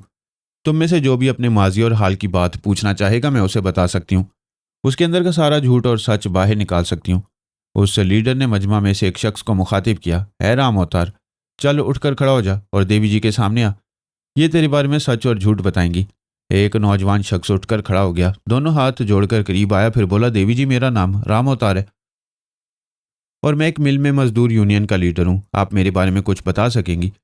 जीना दोनों हाथ जोड़कर आंखें बंद करके यूं जाहिर करने लगी जैसे ज्ञान ध्यान में मसरूफ हो गई हो और अब कुछ बताने वाली हो। 1 मिनट के अंदर किबरिया ने राम अवतार के चंद ख्यालात पढ़े। फिर वो किबरिया की मर्जी के मुताबिक बोलने लगी, राम अवतार, 2 बरस पहले तुम्हारी बहन को अगवा किया गया था, बोलो ये दुरुस्त है? उसने कहा, जी देवी जी, ये दुरुस्त है। पुलिस वाले तुम्हारी बहन को तलाश करते रहे लेकिन वो ना मिली। आखिर तुम्हें मालूम हो गया कि इस लीडर ने तुम्हारी बहन को अगवा किया था और इसकी इज्जत से खेलता रहा था। फिर इसने अच्छी खासी रकम देकर उसे तुम्हारे पास भेज दिया। तुम बहादुर हो, जोशीले हो, लेकिन इस लीडर की ताकत से टकरा नहीं सके। इसने तुम्हें खुश करने के लिए मजदूर यूनियन का लीडर बना दिया। अब तुम इसके मातियत हो और इसकी मर्जी के मुताबिक मिलकर मजदूरों को मिलकर मालिक के खिलाफ भड़काते रहते हो। राम अवतार परेशान हो गया, इनकार करना चाहता था। किबरिया उसके दिमाग पर कब्जा जमाए हुआ था, उसे बोलने पर मजबूर कर रहा था। देवी जी आपकी जय हो, आप महान हैं, आप महाज्ञानी हैं, आप अंदर की बातें समझ लेती हैं। मैं आपके सच से इनकार नहीं कर सकूंगा। जीना ने तमाम हाजरीन को देखते हुए कहा, आप सबने सुन लिया, इसकी बहन को इस लीडर ने अगवा किया था। मैं इस लीडर की यही अंदर की बात आपको बताने वाली थी। अब आपको इन दोनों के अंदर की बातें मालूम हो चुकी हैं। किबरिया उस लीडर के अंदर पहुंच गया। वह सच्चाई से इनकार करना चाहता था, जीना को झूठा कहना चाहता था लेकिन कह ना सका। सर हिलाकर इकरार करने लगा, हाँ हाँ मैं मानता हूँ देवी जी, मैं आपके सामने इनकार करने की हिम्मत नहीं कर सकूंगा। जीना ने कहा, जब तुम हिंदू होकर अपने ही हिंदू भाई की बहन को अगवा करके उसकी इज्जत से खेलते हो, तब तुम्हारी गैरत, इज्जत, इंसानियत और शराफत कहाँ जाती है? अगर एक मुसलमान एक हिंदू लड़की से सच्ची मोहब्बत करता है, उससे शादी करना चाहता है, तो फिर तुम गैरत में क्यों आ जाते हो? झूठी गैरत का मुजाहरा करके हिंदू मुस्लिम फसादात क्यों बर्पा करते हो? एक औरत ने कहा, हमें इस बात पर एतराज़ है कि एक मुसलमान नौजवान हमारे हिंदू धर्म की लड़की से शादी करना चाहता है। क्या उसके मजहब में कोई मुसलमान लड़की नहीं है? हर एक के मजहब में लड़कियां भी हैं, लड़के भी हैं। लेकिन जब यह दावा किया जाता है कि भारत में सेकुलरिज्म है, हिंदू मुस्लिम सिख ईसाई सब आपस में भाई भाई हैं, रिश्तेदारों और आपस में रिश्तेदारियां कर सकते हैं, एक दूसरे के घरों में शादियां कर सकती हैं, तो फिर इस दावे के खिलाफ तुम लोग क्यों एतराज़ करते हो? जीना ने उस औरत से कहा, बहन तुम इस बात पर एतराज़ कर रही हो कि मुसलमान लड़के ने हिंदू लड़की से क्यों मोहब्बत की? क्या हिंदू नौजवान मुसलमान लड़कियों से मोहब्बत नहीं करती हैं? क्या इस देश में हिंदुओं ने मुसलमान औरतों से शादियां नहीं की हैं? और जब ऐसा करते हैं तो उस वक्त तुम एतराज़ क्यों नहीं करते हो कि हिंदुओं ने ऐसा क्यों किया? फिर वो हाजरीन की तरफ देखते हुए बोली, हमारे देश में किताबें छपती हैं, फिल्में बनाई जाती हैं और उनमें दिखाया जाता है कि एक हिंदू मुसलमान औरत से मोहब्बत करता है, उससे छेड़छाड़ करता है, बाद में उसी से शादी करता है। हाल ही में एक फ़िल्म ज़ुबैदा रिलीज़ हुई थी, उसके बाद एक और फिल्म गदर रिलीज़ हुई। ऐसी ही कई फिल्मों में दिखाया जा रहा है कि हिंदू नौजवान हीरो हैं, उनसे मुसलमान लड़कियां फंस जाती हैं, उनकी दीवानी हो जाती हैं और वो उस लड़की से मोहब्बत करते हैं, शादी करते हैं। तुम सब ऐसी फिल्मों पर एतराज़ क्यों नहीं करते, इनकार क्यों नहीं करते? क्या ये मुसलमानों के जज्बात को ठेस नहीं पहुंचाती हैं, उनकी गैरत को नहीं ललकारती हैं? जीना ने अपनी गैर मामूली सलाहियतों का मुजाहरा किया था, 2 अफराद के अंदर की बातें बताई थी, सब उससे मुतासिर हो गए थे, उसे सचमुच की देवी समझ रहे थे, इसलिए वो जो कुछ कह रही थी उस पर कोई एतराज़ नहीं कर रहा था, सब खामोशी से सुन रहे थे। जब भारतीय सेकुलरिज्म के मुताबिक हिंदू मुसलमान से और मुसलमान हिंदू से शादी कर सकते हैं, तो फिर हम में से किसी को भी एतराज़ का हक नहीं पहुंचता है। अगर हम एतराज़ करना चाहते हैं कि हमें ये पसंद नहीं है, तो हमें अपने हुक्मरानों से कहकर ये कानून बदल देना चाहिए और दुनिया वालों के सामने ये दावा करना चाहिए कि हिंदू मुस्लिम भाई भाई हैं और ये आपस में शादियां करके मोहब्बत का सबूत देते हैं कि हिंदुस्तान के लोग किस कदर मोहब्बत करने वाले हैं। ये झूठा सबूत पेश ना किया जाए। मैं बहुत ज़्यादा लंबी तकरीर नहीं करूँगी, सिर्फ इतना कहूँगी कि जो आपसे कह रही हूँ वही मुसलमानों के पास जाकर भी कहूँगी कि एक दूसरे के साथ प्यार मोहब्बत से ज़िंदगी गुजारें और कभी दंगे फसाद ना करें। अमन मान से रहेंगे तो सारी दुनिया तस्लीम करेगी कि हिंदुस्तान मोहब्बतों का गहवार है। जीना से पहले वहाँ जिन लीडरों ने तकारीर की थी, उनकी तकरीरों के दौरान में किबरिया उनके अंदर पहुँचता रहा था, उनके ख्यालात पढ़कर उनके मजाज और आदतों को समझता रहा था। जीना ने कहा, मैं आप तमाम लोगों के सामने उन चंद अफराद के नाम पेश करती हूँ जो सच्चे और दयानतदार हैं। मैं उन्हें बहुत बड़ी रकम दूंगी तो ये दयानतदारी से वो रकम मुस्तैक अफराद में तकसीम करेंगे। मिस्टर राम शास्त्री और मिस्टर जीवन लाल, आप दोनों यहाँ तशरीफ़ लाएं। 2 अधेड़ उम्र अफराद माइक के सामने आकर जीना के आसपास खड़े हो गए। वो बोली, वैसे तो आपके इलाके में कई महान हस्तियाँ हैं, वो सब सच्चे और धर्म वाले हैं, मैंने उनमें से इन दोनों का इंतखाब किया है। उन दोनों ने हाथ जोड़कर हाजरीन के सामने सर झुका लिए।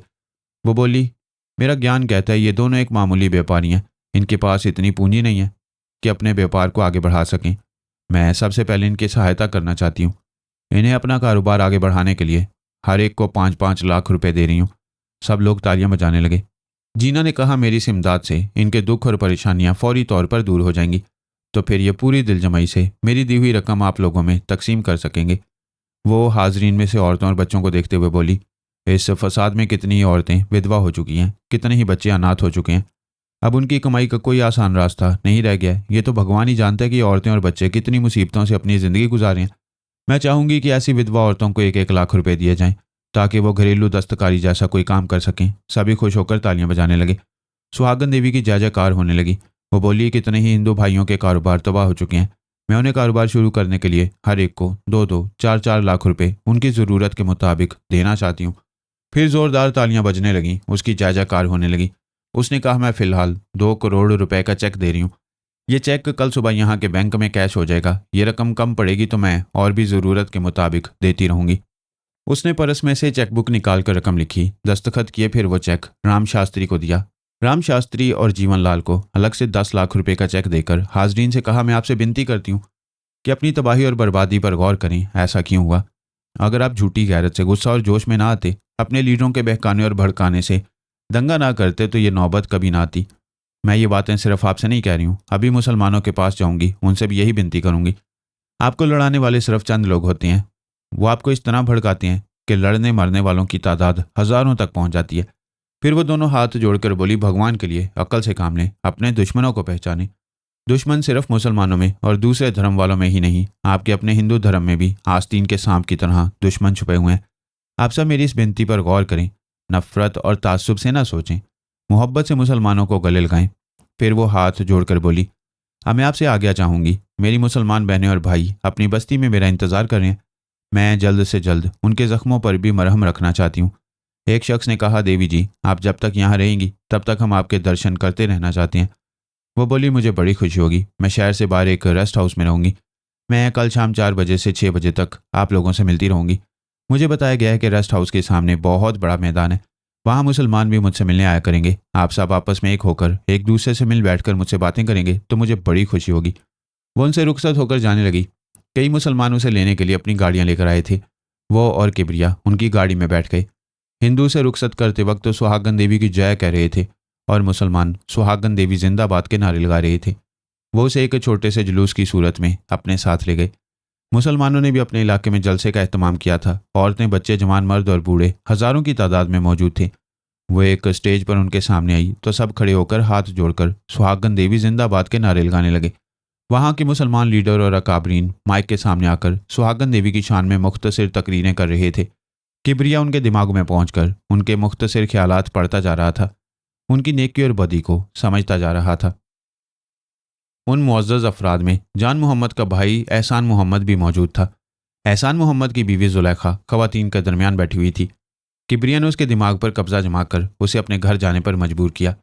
वो वहाँ से उठकर मजमा से बाहर आई, फिर अपनी कार में बैठकर अपने बंगले में पहुँच गई।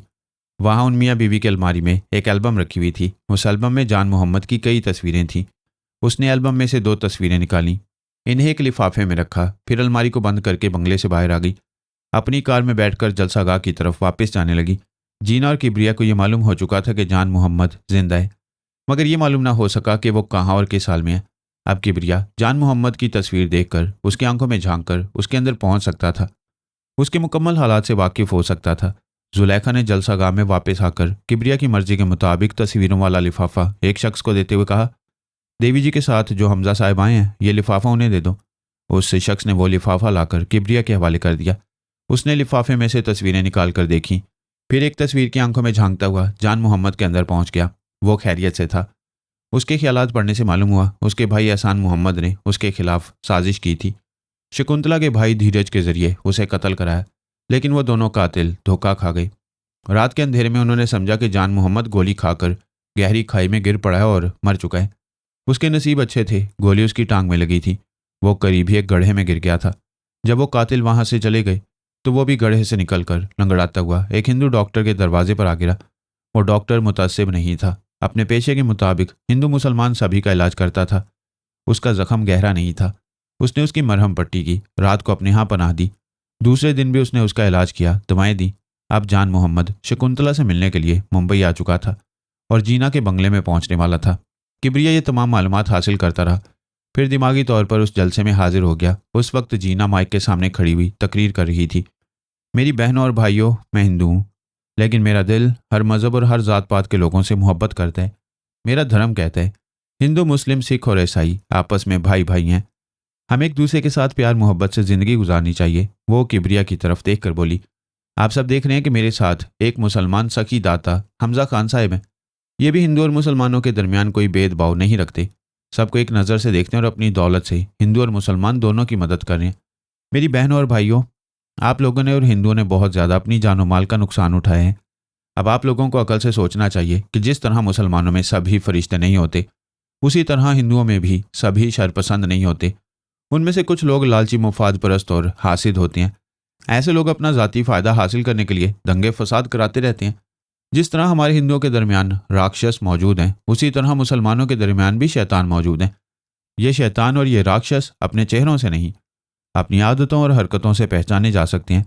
गुजरात में जो दंगे फसादात हुए, उनके पीछे सियासतदानों का हाथ था। एक बहुत बड़ा सियासतदान मुसलमानों को दहशतज़दा करके और उन्हें अपने दबाव में लाकर अपने हक में वोट हासिल करना चाहता था। यहाँ मुसलमानों की अक्सरियत है, वो चाहता था कि मुसलमानों की तादाद कम हो जाए ताकि वो हिंदुओं के वोट से कामयाबी हासिल करके असेंबली में पहुंच जाए। मुसलमान वोटरों की तादाद कम करने का यही एक तरीका उसकी समझ में आया कि इनका कत्लेआम किया जाए। इस मकसद के लिए उससे सियासी लीडर ने यहाँ के एक मुसलमान को और वहाँ के एक हिंदू को अपना आलाकार बनाया था। उस हिंदू का नाम धीरज था। वो उससे शकुंतला का भाई था, जो एक मुसलमान से मोहब्बत करती है और अपने महबूब की खातिर दर बदर भटक रही है। उस बड़े सियासतदान ने शकुंतला के भाई धीरज को 50 लाख रुपए दिए थे ताकि वो हिंदुओं की गैरत को ललकारे कि एक मुसलमान उसकी बहन की इज्जत से खेल रहा है और उसे भगा कर ले जाना चाहता है। दूसरी तरफ उस सियासतदान ने यहाँ के एक मुसलमान को अपना आलाकार बनाया। उस मुसलमान ने हिंदू मुस्लिम फसादात से फ़ायदा उठाकर हिंदुओं के जरिए अपने बाप को हलाक कराया, फिर अपने भाई को धीरज के जरिए कत्ल कराया। मुसलमानों से ये कहता आ रहा है कि एक हिंदू लड़की उसके भाई को फांस कर ले गई है। दूसरी तरफ धीरज ने यह इल्ज़ाम लगाया कि एक मुसलमान ने हिंदू लड़की को अगवा किया। इस तरह हिंदू और मुसलमान तैश में आकर एक दूसरे से लड़ते रहे और मरते रहे। एक बुजुर्ग ने पूछा, देवी जी, आप बहुत कुछ जानती हैं, आपको भगवान ने आत्मशक्ति दी है, आप हमें बताएं कि वह बदबख्त मुसलमान कौन है। जीना ने एहसान अहमद की तरफ उंगली उठाते हुए कहा, यह है एहसान मोहम्मद। इसने अपने बाप को दंगे फसाद में कत्ल करवाया था और धीरज को मौका दिया कि वह इसके भाई को गोली मार दे। एहसान मोहम्मद उछलकर खड़ा हो गया, फिर गुस्से से बोला, यह झूठ है, मुझे इल्ज़ाम दिया जा रहा है। देवी जी, मैं आपसे प्रार्थना करता हूँ कि आप मुझे किसी सबूत के बगैर मुजरिम करार ना दें, वरना मैं इन मुसलमानों की नज़रों से गिर जाऊंगा और कानूनी तौर पर मुजरिम कहलाऊंगा। क्या मेरे खिलाफ आपके पास कोई सबूत है, कोई गवाह है? जीना ने हाजरीन को मुखातिब करते हुए कहा, मेरी बहनों और भाइयों, आपसे पहले भी मुझे बार बार चैलेंज किया जाता है कि मैं अपनी सच्चाई साबित करूं और मैं साबित कर देती हूं। मैं कभी किसी से दुश्मनी नहीं करती, किसी पर झूठा इल्ज़ाम नहीं लगाती। मैं अभी आपको बताती हूँ कि हकीकत क्या है। ये कहकर उसने दोनों हाथ जोड़े, आंखें बंद की, फिर ध्यान ज्ञान में जैसे डूब गई। पूरे जलसे में गहरी खामोशी छा गई। सब उसे सवालिया नज़रों से देख रहे थे। उसने चंद सेकंड के बाद आंखें खोलकर कहा, मेरी बहनों भाइयों, इस एहसान मोहम्मद ने और शकुंतला के भाई धीरज ने साजिश की, हिंदू मुसलमानों को सियासी मुफादात हासिल करने के लिए लड़वाया। धीरज को यह फ़ायदा पहुंचा कि उसे 50 लाख रुपए मिले और एहसान मोहम्मद को यह फ़ायदा पहुंच रहा है कि बाप भाई के मर जाने के बाद ये उनकी दौलत और जायदाद का मालिक बन गया और आज मिल ऑनर कहला रहा है। यह कहकर जीना ने एहसान मोहम्मद को देखा, फिर कहा, यह समझ रहा है कि गोली मारने के बाद इसका भाई जान मोहम्मद मर चुका है, लेकिन हकीकत यह है कि वो जिंदा है। एहसान मोहम्मद ने चौंक कर जीना को देखा, फिर घबरा कर बोला, यह झूठ है, वो जिंदा नहीं है, वो मर चुका है। अगर वो मर चुका है तो तुमने आज तक उसकी लाश नहीं देखी। मैं कहती हूँ वो जिंदा है, इसलिए मैं उसे सबके सामने यहाँ पेश कर सकती हूँ, लेकिन अभी वो मुंबई में है, मेरे जूहू वाले बंगले में पहुंचा हुआ है। उसे यहाँ बुलाने में वक्त लगेगा। अगर आप चाहें तो मैं टेलीफोन पर उससे बातें करवा सकती हूँ। इस जलसे में अमन अमान कायम रखने के लिए पुलिस वाले भी मौजूद थे। पुलिस के एक आला अफसर ने कहा, देवी जी, मैं फ़ोन पर जान मोहम्मद से बात करना चाहूँगा, आपकी कृपा होगी अगर उससे बात करा दें, एहसान मोहम्मद और धीरज के खिलाफ सबूत पेश कर दें। दूसरी तरफ मुंबई में जान मोहम्मद लंगड़ाता हुआ जीना की कोठी के सामने पहुंच गया। अंदर जाना चाहता था, लेकिन सिक्योरिटी गार्ड्स उसे रोक रहे थे। उन्होंने बंगले के अंदर शकुंतला को इतला दी कि कोई नौजवान अपना नाम जान मोहम्मद बताता है और उससे मिलना चाहता है। ये सुनते ही शकुंतला खुशी से दौड़ती हुई बाहर आई, फिर अहाते के गेट पर पहुंचकर जान मोहम्मद को देखते ही बाहर आकर उससे लिपट गई। खुशी से धाड़े मार मार कर रोने लगी।